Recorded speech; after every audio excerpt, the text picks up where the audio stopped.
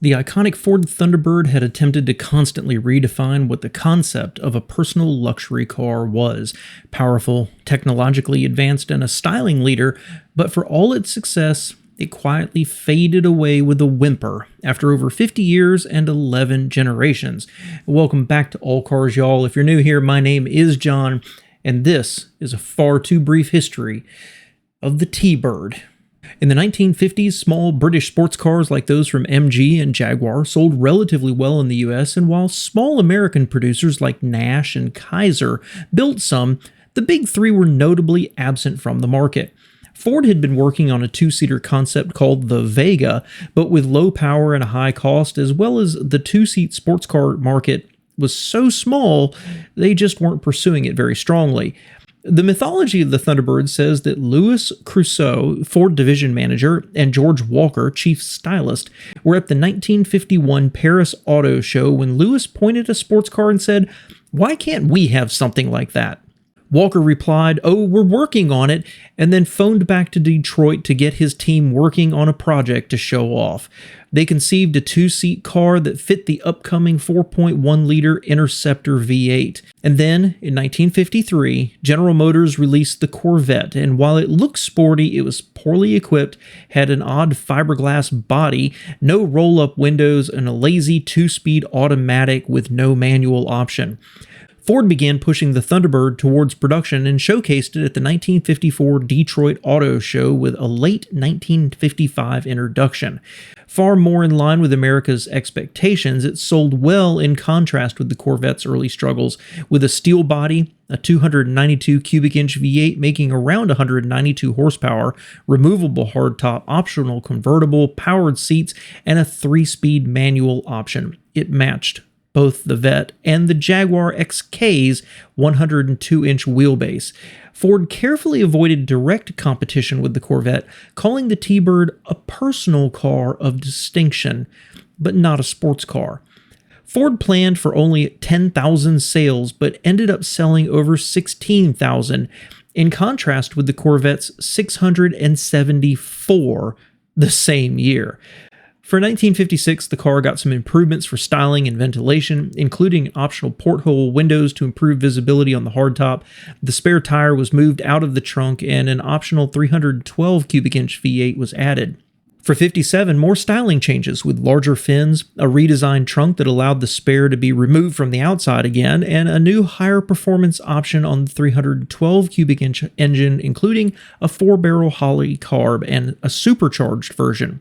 There was a new dash from the full-size Fords and the Dial-O-Matic power seat that moved back when you turned off the car and forward to a preset location when started. Sales reached over 21,000 units. In spite of the success of the first generation, Ford's research showed people wanted more seats, and more features. For the second generation in 1958, Ford created a unibody 4-seat T-Bird in either coupe or convertible that more closely competed with the Studebaker Speedster and the Chrysler 300C. Underneath was Ford's new 352 cubic inch V8 with either a 3-speed manual or auto and independent front suspension. Ford's research proved correct. The new T-Bird won Motor Trend's Car of the Year, and sales jumped to nearly 38,000 units. For 59, the styling was tweaked, leather was made available, the rear suspension was revised, and a new 430 cubic inch V8 pumping out 345 horsepower was made an option. Sales increased to over 67,000. In 1960, there were more trim changes and sales jumped once again to almost 93,000 units. Of note were two special T-Birds, both to showcase their use of stainless steel. For 1961, Ford continued to push the concept of a personal luxury car with the redesigned T-Bird and a much sleeker style than the boxy second generation. Chosen as the pace car of the Indianapolis 500, its primary competitors continued to be the latest Chrysler 300, the 300G, and briefly the Studebaker Avanti. Extremely well equipped for its time, it innovated the rear view mirror being attached to the windshield, standard power steering and brakes, and backup lights. Of special note was its swing-away steering wheel that would slide 18 inches to the right to ease egress from the car. For this first year, the only engine option was a new 390 cubic inch V8 and only available with an automatic. Sales were strong but down from the previous model year at just over 73,000 units. In 1962, a tri-power option was added to the 390 with three two-barrel carburetors, a sports roadster with wire wheels. Noticeably, Elvis had an accident in one when one of the wheels collapsed, and this was the year Ford and the Thunderbird introduced a Landau model, starting a styling trend for the next decades. Sales remained strong at just over 78,000 units. For 63, changes were mild, with a standard AM radio and optional vacuum door locks and an AM/FM radio. Sales dropped to 63,000 units, but the Landau became the second best-selling version. For the fourth generation, Ford restyled the car with a more upscale look and a softer feel. Still offering a hardtop, convertible, and Landau model, the 390 cubic inch V8 carried over, and only with that 3-speed automatic. This generation was offered later with a 427 cubic inch and 428 cubic inch V8s, and the market responded favorably with over 92,000 sales. For 65, several features were added, including front disc brakes being standard and sequential turn signals. With increased competition, including Ford's old Mustang, sales dipped to 75,000. In 66, the 390's power was increased to 315 horsepower, the 428 became an option with 345, and the styling was revised both front and at the rear. The new Town sedan model was offered, eliminating the rear side windows, and of the 69,000 units sold, over 34,000 of them were this trim line. The fifth generation launched for the 67 model year with a move to a larger car. The Mustang had impacted sales, and the larger Mercury Cougar pushed Ford to make the Bird even larger and more luxury. They abandoned the unibody construction, the slow-selling convertible option was dropped, and a four-door model with rear suicide doors was added. While the exterior styling was radically different, now with hidden headlights but continuing the sequential taillights, it also forecast upcoming design trends, and the tasteful interior continued previous designs. The 390 engine continued, and in 68, the Thunderjet 429 with a 4-barrel carburetor was introduced, offering 360 horsepower. Notably, in 69, the Lincoln Continental Mark III was introduced, sharing the long wheelbase chassis of the T-Bird 4-door. 1970 brought a major refresh, with the clean front-end styling being given a controversial beak. First-year sales of nearly 78,000 slipped until 1971 only saw 36,000 sold. With the sixth generation, the T-Bird plumped up even more, now coming in around 5,000 pounds. Body styles were simplified down to just one two-door hardtop, and most exterior was shared with the Continental Mark IV. While still having a beak at the front, it was dramatically reduced, and the sequential turn signals were deleted to save cost. Launching for the 72 model year, the base engine was a 400 cubic inch V8 with the far more common 429 and 460 cubic inches available. Inside, it shared design with the Lincoln, but with round dials, and sales were up to nearly 58,000. In 73, 5-mile-an-hour bumpers were added, the front was restyled, and opera windows were added. Previous options such as power windows, vinyl roof, air conditioning were made standard, while an power sunroof, door locks, and cruise control were options, including Ford's early anti-lock braking system called SureTrack. Although prices rose with the increase in standard equipment, sales also increased to 87,000 units. 1974 brought more changes, with the 429 engine replaced with the 460 and now requiring unleaded gas. This year also introduced special luxury trim options such as a burgundy group and a white and gold group with upgraded paint and trim. New options such as power moonroof, auto on and off lights, tape player, power driver seat, automatic temperature control, and more, while the price continued to balloon. Compared with the previous year, sales dropped to 58,000 units. 1975 brought few meaningful changes, with yet more items such as AM/FM stereo and stabilizer bars being standard. The special trims were renamed to copper, silver, and jade, and four-wheel disc brakes began being available. The 469 cubic inch V8 was now rated at 220 horsepower, and sales fell further to 43,000. In 76, Ford removed some standard features and largely held the line on pricing, while adding some new options and once again renaming the special trims to cream and gold, lipstick, and Bordeaux. Sales rebounded slightly to 53,000 units. Gas prices and increasing emission standards had a major impact on the redesigned 7th generation for 1977. Downsized nearly 10 inches shorter and nearly 900 pounds lighter, it was now based on the same chassis as the Mercury Cougar and the Ford LTD2. Fresh styling for the time, with a wrap-over basket handle roofline with opera windows, available T-tops, and hidden headlamps, helped first-year sales jump to 318,000 units. Powertrains were revised, with the base engine being a 302 cubic inch V8 with a 351 and 400 being available. Sales climbed again in 78 to over 352,000 and then 284,000 in 79 with a mild front refresh. Of note was the 1978 Diamond Jubilee edition celebrating Ford's 75th anniversary. Available in only two colors, Diamond Blue Metallic or Ember Metallic, Ford later added white as well. This package included every option available except for the moonroof and an engine block heater, and nearly doubled the price of the car to about $12,000 or about $58,000 in 2025 money. Continuing to be dramatically downsized, the 8th generation was now based on a long wheelbase version of the Fox body platform, similar to the Fairmont, Mercury Zephyr, and the Mustang. Lighter, more fuel efficient, and substantially smaller at 200.4 inches in length, 4.4 inches narrower, and losing 5.6 inches of wheelbase, Ford focused on matching the size of the massively successful GM A-body lines, including the best-selling car of 1978 and 79, the Oldsmobile Cutlass. Once again, only offered as a two-door coupe, sharing bodies with the Mercury Cougar XR7, but with distinct grilles, rear, and headlights. This model also first offered a door-mounted keypad system, a Ford trademark. There were 3 trim levels: Thunderbird, the Town Landau, and the Silver Anniversary in 1980, and replaced with the Heritage thereafter. Notably, this was the first generation to abandon frameless glass on the doors. Finally, with rack and pinion steering, standard front disc brakes, it offered Ford's 4.2-liter V8 with 115 horsepower standard and a 5-liter making 131 horsepower.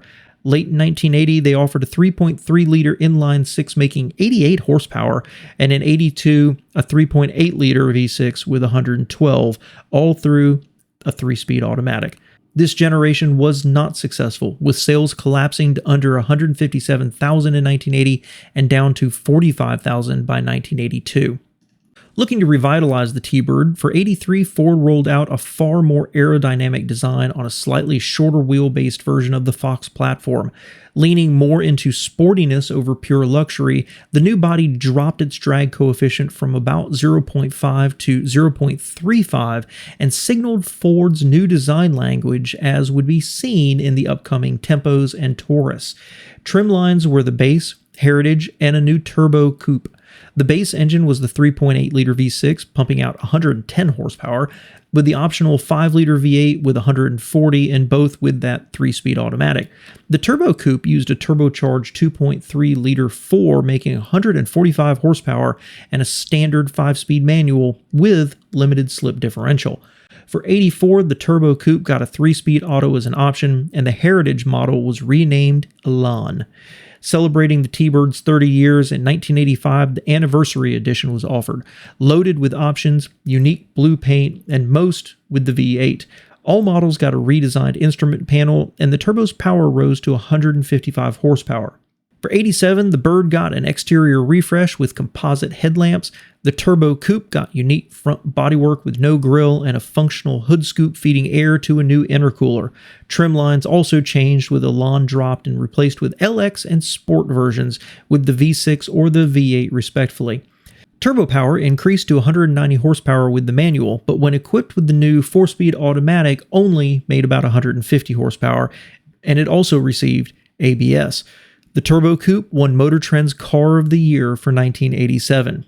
For 88, 2 special editions were offered: the Mach 1 Turbo Coupe with only 500 made and in bright red, and a total of 50 Bill Elliott Signature editions with two-tone paint, the V8, and body kit. The V6 got multi-port fuel injection, raising power from 120 to 140. For 89, the Turbo Coupe was retired, replaced with the Super Coupe with a 3.8-liter supercharged V6 making around 200 horsepower. This generation sold steadily in the mid 150,000s a year for its entire 6-year run. For the 10th generation, Ford invested heavily in the model, retiring the Fox platform and moving to their new MN12 platform that underpinned the Mercury Cougar and Lincoln Mark 8. Slightly shorter, but on a 9-inch longer wheelbase, it was dramatically redesigned and with 4-wheel independent suspension, making it and its stablemates the only rear-wheel drive domestic cars with it other than the Corvette.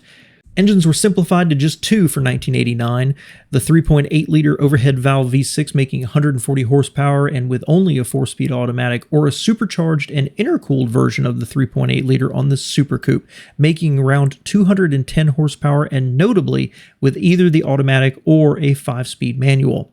Motor Trend named it their Car of the Year for 1989. For 91, the 5-liter V8 returned with 200 horsepower and only with the automatic. In 92, the rear got a refresh with LED tail lamps, a first in a production car, and in 93, the supercharged engine got a boost, no pun intended, to 230 horsepower. For 94, the car was heavily refreshed with a new look, a new interior, dual front airbags, and Ford's new 4.6-liter single overhead cam V8, replacing the 5-liter as an option on the LX trim, and making 205 horsepower with a new 4-speed automatic. For 96, trim lines were cut to just one, the LX, with the Super Coupe discontinued, and the outside was once again refreshed.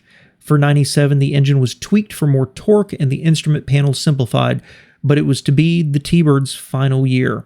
Sales remained strong, with 123,089 peaking at 131,093 and still selling 85,000 its last year. 2 years later, in 1999, Ford teased a new T-Bird concept at the North American International Auto Show, and the car was launched as a 2002 model. At the time, the retro craze was in full effect with cars like the New Beetle in 1997, the PT Cruiser and BMW's Mini of 2001, and the somewhat later Chevy HHR in 2005. And into this moment stepped the new T-Bird.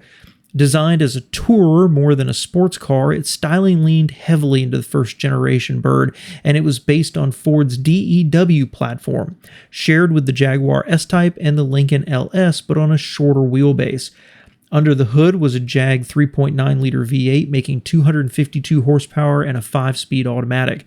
In 2003, the engine got tweaked to 280 horsepower and the car received a revised dashboard. Trim lines offered were deluxe and premium, and well equipped with dual power seats, leather, dual-zone automatic climate control, and much more. A standard convertible, the premium trim offered a removable hardtop in either paint matching or a contrasting color. Although this generation only lasted until 2005, there were several special editions offered, such as the 2002 Neiman Marcus, the 2003 James Bond 007 edition tie-in with Die Another Day, the 2004 Pacific Coast Roadster, and the 2005 50th Anniversary Cashmere. The car was received poorly in the marketplace, not only for the great value quality of the interior pieces, but the lack of sportiness in the powertrain and soft suspension, and the high price near $40,000. In 2009, Car and Driver named it one of the most embarrassing Car of the Year winners. First year production was 31,000 units, but sales only fell from there with a low of 9,000 in its final year, a far cry from its heyday. The Thunderbird launched around the same time as the Corvette and will be forever linked with the Chevy and how they focused on different markets. By sales measurements, the T-Bird was far more successful than the sports car Vette and constantly pushed the idea of what a personal luxury car should be while showcasing new platforms, styling direction, and technology for the Fords to come. It was a success until the market for large two-door personal luxury essentially dried up. The last generation tapped into the retro craze and became a prime example of taking nostalgia so far that you end up with a car that just wasn't very good. So what's the future for the T-Bird? Well, we can't know, but there's tremendous value in the name, and history does have a tendency to come around again and repeat itself. It's hard to imagine a world where tastes don't shift slightly from SUVs and a new car like a new Lincoln Mark series comes about, and Ford could look at that and say, hey, we should make this into a T-Bird. Only time will tell, but it makes a lot of sense, and I kind of feel the time is right for it with some of the other more sporty cars that have been coming back on the market. Thanks so much for being here, and special thanks to my Patreons whose support help make videos like this possible. And if you like this video, well, I bet you'll like this one here, my History of the Lincoln Mark series.